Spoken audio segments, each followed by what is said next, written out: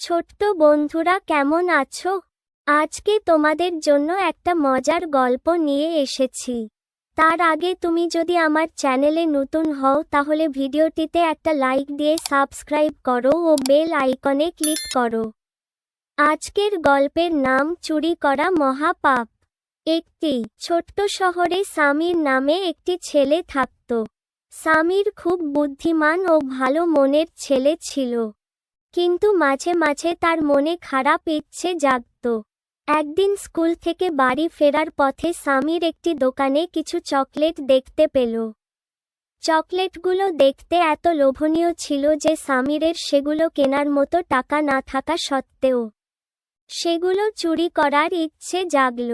সে ভেবে নিল, কেউ তো দেখছে না, একটুখানি চুরি করলে ক্ষতি কি? সামির দ্রুত দোকানের কাউন্টারে রাখা চকলেটের একটি প্যাকেট তুলে নিয়ে পকেটে ভরে ফেলল। তখন দোকানদার অন্যদিকে মনোযোগী ছিল। সামির আনন্দে চকলেট চুরি করে বাড়ি ফিরে গেল। বাড়ি ফিরে সে চকলেট খাওয়ার জন্য প্যাকেট খুলল, কিন্তু তখনই তার মনে কেমন একটা অস্বস্তি হতে লাগল।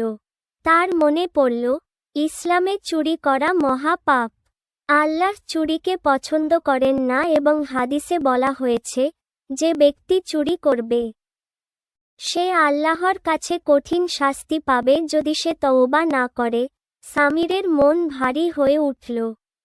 সে বুঝতে পারল যে তার কাজটি ভুল হয়েছে এবং আল্লাহ তার ওপর রাগান্বিত হতে পারেন। সামিরের বাবা প্রতিদিন রাতে তার সঙ্গে বসে কুরআনের শিক্ষা দিতেন।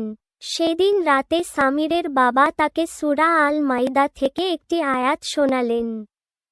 আর তোমরা একে অন্যের সম্পদ অন্যায়ভাবে ভক্ষণ করো না এবং মানুষের ধন সম্পত্তির কোনো অংশ জেনে বুঝে অন্যায়ভাবে গ্রাস করার জন্য বিচারকদের কাছে উপস্থাপন করো না। আল কুরআন সূরা আল মাইদা। এই আয়াত শোনার পর সামিরের চোখে পানি চলে এলো। সে বুঝতে পারল, চুরি করা শুধু মানুষকে কষ্ট দেয় না, বরং আল্লাহকেও অসন্তুষ্ট করে। তার ভেতরে তখন তওবা করার তীব্র ইচ্ছে জাগল। পরের দিন সকালে সামির দোকানে গিয়ে দোকানদারের কাছে ক্ষমা চেয়ে বলল, আমি ভুল করেছি। কাল আমি আপনার দোকান থেকে চকোলেট চুরি করেছিলাম। আল্লাহর কাছে আমি তওবা করেছি এবং এখন আপনাকে চকলেটের দাম ফেরত দিতে এসেছি। দোকানদার সামিরের সততা দেখে অবাক হলেন এবং বললেন, বাবা, তুমি খুবই সাহসী কাজ করেছ। আল্লাহ তোমাকে মাফ করবেন।